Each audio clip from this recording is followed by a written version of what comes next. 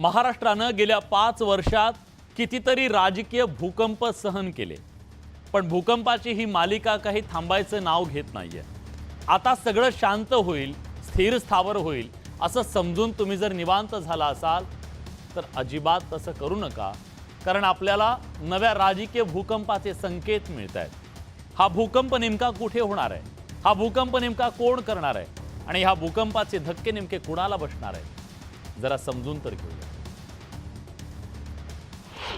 शिवसेनेत आणखी एक फूट पडणार। संजय राऊतांच्या दाव्यानं मोठी खळबळ। जेव्हा एकनाथ शिंदे रुसले होते सरकार स्थापन करताना मुख्यमंत्री पदासाठी, तेव्हाचा उदय होणार होता। काही उदय दोनही डगल्यावर हात मारू नये आणि बरोबर संबंध इतके सुंदर करून ठेवलेले आहे, ते उदयासाठीच आहे। उद्या जर अजून काही चांगली ऑफर असेल तर ते शिंदे गटातनं फार चटकन फारकत घेऊन भाजपाशी सुद्धा घरोबा करू शकतात।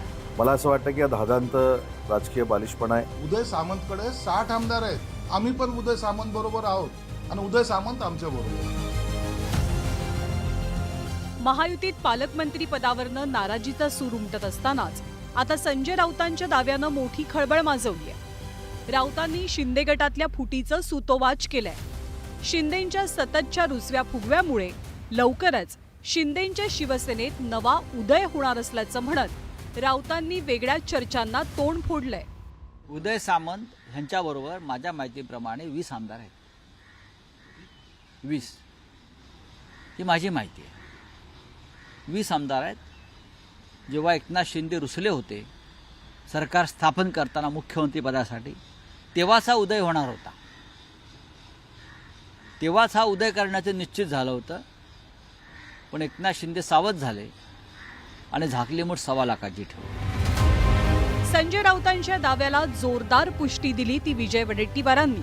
लवकरच शिवसेनेचा तिसरा उदय होईल असं म्हणत उदय सामंतांनी भाजपसोबत जपलेल्या मधुर संबंधांनाही त्यांनी अधोरेखित केलं। मला वाटतं की उद्याचा शिवसेनेचा नवा उदय तिसरा तो तुम्हाला दिसेल, ही शक्यता सुद्धा नाकारता येत नाही।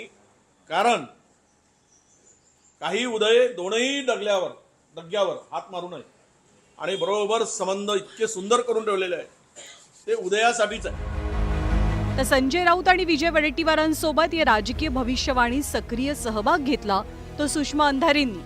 विजय वडेट्टीवारांचं आजचं विधान म्हणजे नव्या समीकरणांची नांदी असू शकते अशी शक्यता सुषमा अंधारेंनी व्यक्त केली आहे। हे भाजपला जर उदय सामंतांच्या सारखा एक फ्लेक्झिबल चेहरा मिळत असेल, होय उदय सामंत अत्यंत फ्लेक्झिबल आहेत। आधी राष्ट्रवादीतनं शिवसेनेतनं शिंदे गटात, उद्या जर अजून काही चांगली ऑफर असेल तर ते शिंदे गटातनं फार चटकन फारकत घेऊन भाजपाशी सुद्धा घरोबा करू शकतात। त्यामुळे अशा फ्लेक्झिबल चेहऱ्याला घेऊन भाजपा निश्चितपणे एका नव्या समीकरणाचा उदय घडवून आणू शकते। तर दाओसला गेलेल्या उद्योगमंत्री उदय सामंतांनी या सगळ्या टीकांना चोख उत्तर दिलंय। संजय राऊतांच्या वक्तव्याला राजकीय बालिशपणा म्हणत त्यांच्या दाव्यातली हवाच त्यांनी काढून टाकली। तर विजय वडेट्टीवार भाजपत येण्यासाठी कसे उत्सुक होते याचा खुलासा करत विजय वडेट्टीवारांची कोंडी केली। उदय सामंतांच्या जोडीनं मंत्री संजय शिरसाटांनी सुद्धा विरोधकांनी वर्तवलेल्या शक्यतांचा समाचार घेतला। मला असं वाटतं की हा धादांत राजकीय बालिशपणा आहे।